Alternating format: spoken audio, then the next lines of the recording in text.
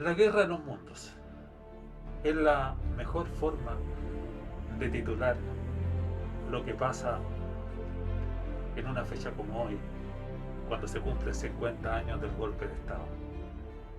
Estamos hablando de algo que ocurrió hace medio siglo. Y sin embargo, todavía hay dos mundos, dos interpretaciones de lo que aquí ocurrió. Y yo no diría en realidad que son dos interpretaciones, sino que hay una que es mucho más completa y hay otra que es sesgada. ¿En qué sentido sesgada? Que pone el énfasis en lo que se denomina en lógica la falacia de apelación a las emociones o ad misericordiam. ¿Qué significa esto? Que en vez de analizar objetivamente lo que ocurrió en Chile para de esa manera poder dar una lección, un aviso, un consejo a las futuras generaciones, se quedan con el tema emocional. He visto montones de debates en la televisión donde dicen, y tú justificas el golpe, y justificas el golpe, justificas el golpe, como si el golpe hubiese, como si la persona que dice que el golpe fue algo necesario, que era algo inevitable, está por ese solo hecho justificando la violación a los derechos humanos que se produjo a posteriori. Ese es el engaño. Y eso es lo que un sector interesado de la izquierda quiere relevar, quedarnos en la falacia de apelar a las emociones, que es los desaparecidos, que todavía faltan, que vamos a iniciar un nuevo sistema para encontrar a los que no han podido llorar a su muerte, toda esa historia, que es muy comprensible, pero es una falacia, porque lo que se trata acá es de estudiar desapasionadamente qué fue lo que pasó y por qué llegamos al golpe de Estado. Entonces, no hay que confundir las consecuencias que hubo, nefastas en muchos casos después del golpe, con el hecho del golpe mismo. Que, como yo lo dije en otro video, digo golpe porque es más breve, pero realmente se trató de un pronunciamiento, por una serie de razones que señalé en un video pasado. Pero ¿por qué esa resistencia cuando conmemoramos esta fecha de contar lo que pasó del golpe para atrás? Es decir, ¿por qué se produjo un hecho tan terrible como este? Y no olvidemos que hay una proporcionalidad entre causa y efecto. Es decir, si la causa es fuerte, el efecto es fuerte. Y acá fue muy fuerte. Entonces tenemos que tratar de entender qué es lo que estaba pasando. Se lo digo en términos muy simples. Si nosotros logramos que toda la comunidad política acepte que estábamos a un tris de una guerra civil inevitable, que incluso el mismo general Prat dijo que iba a significar a lo menos la muerte de 40.000 chilenos, que era inevitable, allá se iba. ¿Por qué no aceptan esto? Porque si aceptan esto, el golpe se ve absolutamente justificado. Pero ellos creen que porque se justifica lo que pasó, es justificar la violación a los derechos humanos posteriores, que incluso fueron, muchas de ellas, incluso a espaldas de la misma institucionalidad que había formado la Junta de Gobierno. Entonces piensan que por reconocer que ellos estaban armando prácticamente una guerra civil que iba a ser espantosa y que las Fuerzas Armadas la detuvieron a tiempo, piensan que reconocer eso le quita valor al sufrimiento que muchos chilenos experimentaron, ¿no es cierto?, producto de lo que vino a posteriori. Y no solamente gente de izquierda, también mataron muchos militares en servicio. Un 10% de los 3.000 que figuran en el informe Rating son militares, y de eso no se dice nunca.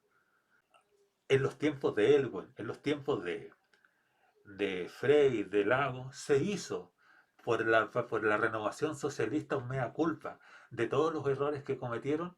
Sin embargo, hoy se están tapando, se están olvidando y relevando nada más que el aspecto terrible posterior, ¿no es cierto?, al pronunciamiento militar. De esa forma, cuando se dice, ¿tú justificas el golpe? ¿Qué es lo que es justificar? Es señalar del punto de vista del que analiza si algo es justo o no, si correspondió en ese caso a algo de justicia. Y tenemos que ver. La segunda pregunta, aparte de que se justifica el golpe, es si el golpe era legítimo. ¿Qué quiere decir que sea legítimo? La legitimidad significa que la mayoría de la población en ese minuto quería que intervinieran los militares. Y lo que a mí me llama mucho la atención en esto es que tanto la gente de izquierda como la gente de derecha sabía que venía el golpe. Siempre lo dicen, ¿se han fijado? Que no, que hasta el mismo Allende sabía que esta cosa no iba a terminar bien. Yo he oído de todo tipo de gente, de derecha, de izquierda, personeros que vivieron en esa época estos hechos, decían no, que ellos veían que el golpe venía. El problema era cómo iba a ser este golpe.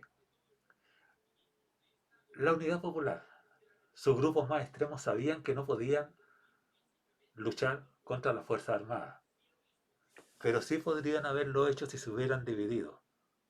Lo que nunca se dice es que la estrategia que estaba detrás de los grupos ultra era reproducir la revolución del 91. ¿Se imaginan, estimados amigos, que lo hubieran conseguido?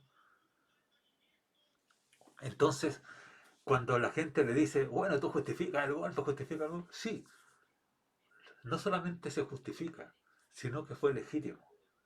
Y hasta cierto punto salvó a Chile de una tremenda crisis. Hay un elemento lógico que se denominan los contrafácticos y que muchas veces son cuestionados. Es decir, cuando uno dice, ¿qué hubiera pasado si hubiera ocurrido esto otro? O si no hubiera ocurrido esto. Pero es necesario, en este caso, utilizar el contrafáctico. ¿Qué hubiera pasado si no hubiera habido golpe? ¿Esto hubiera terminado bien? ¿O hubiéramos terminado en una revolución? Y es más, siempre salen con el tema de que Allende al final había logrado convencer al Partido Socialista el día 10 de septiembre de llevarlo a un plebiscito. Muy bien, si hubiera hecho el plebiscito, ¿qué hubiera pasado? Lo más probable es que lo hubiera perdido. ¿Qué hubiera pasado si lo perdía? El MIR, el Partido Socialista, el Mapo Obrero Campesino, si hubieran ido a la casa, tal vez Allende sí, pero la cosa no hubiera sido tan simple, porque estábamos en un proceso revolucionario, y los revolucionarios no se van a la casa porque pierdan en las urnas, no, porque en una revolución no interesa la voluntad del pueblo, porque justamente en la revolución son pequeños grupos de iluminados que dicen para dónde debe caminar la sociedad. Y si la sociedad no está de acuerdo con ello, es como lo mismo que pasa ahora, fíjense, cuando dicen por qué perdieron el plebiscito, porque los chilenos son unos idiotas que no entienden. Eso es propio de los iluminados. Si hubiese perdido el plebiscito el presidente Salvador Allende, no hay ninguna garantía de que este asunto hubiera terminado bien. Porque íbamos para una guerra civil igual. Y ya estas minucias electoreras propias de la democracia burguesa ya daba exactamente lo mismo. Y para terminar, amigos, esta guerra de mundos es de sectores muy pequeños. Las encuestas ya dicen algo que todos sabemos. A la mayoría de este país le importa nada lo que pasó el 11 de septiembre. Y recordar esta fecha es sencillamente generar una turbulencia entre los activos políticos y entre gente que le interesa eso.